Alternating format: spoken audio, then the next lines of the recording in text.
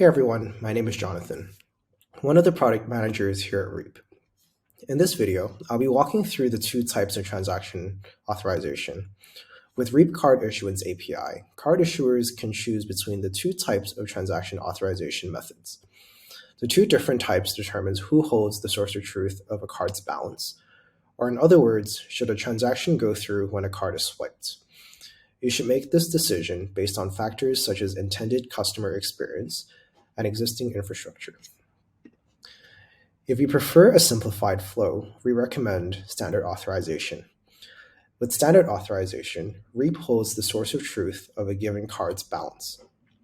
This method offers a hands-off experience where Reap will calculate and keep track of card balances on your behalf.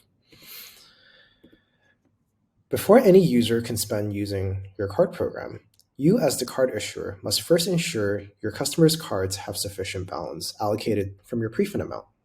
Transactions are then deducted directly from the card balance. When a card holder initiates a purchase from the card, the merchant will initiate a payment request to the card network, which is Visa in this case, who sends this transaction request to Reap. When Reap receives the transaction request, Reap evaluates your master account and card balance respectively to ensure there is sufficient balance to complete the transaction. Assuming there is enough balance, Reap sends the transaction response to Visa, who will facilitate and complete the transaction with the merchant. At the same time, Reap sends a transaction notification in the form of a webhook to your system for your own record keeping. What are the advantages of standard authorization? The standard authorization experience doesn't require you as the card issuer to create any additional ledgers or systems to track each card's balance internally. This method is also advantageous because there is no need to handle and respond to transactions directly. Instead, card issuers can leverage Reap's API to cover the full customer journey. Now let's talk about real-time authorization. With this approach, the card issuer holds the source of truth of a given card's balance. Reap sends a request to your system every time a transaction is made, given that there is enough funds to cover the transaction.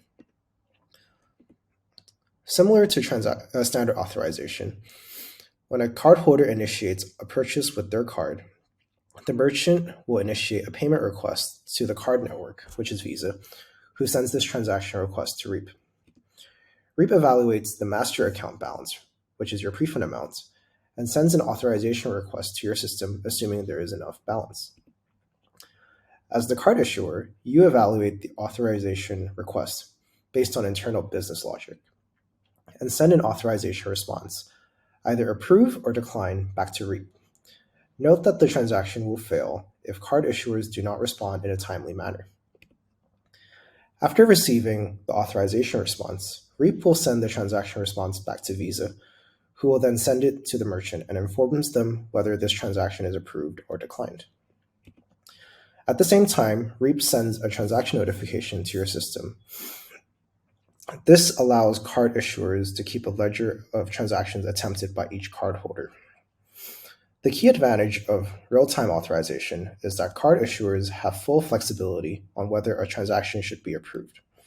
One common use case for crypto exchanges is to directly check the balances of a user's wallet to determine whether a transaction should be authorized. This flexibility, of course, allows for different use cases or business logic, including authorizing based on transaction amount and location. For more details, please reach out to your dedicated relationship manager. Our team is happy to assist in any questions you have. Thanks for watching the video.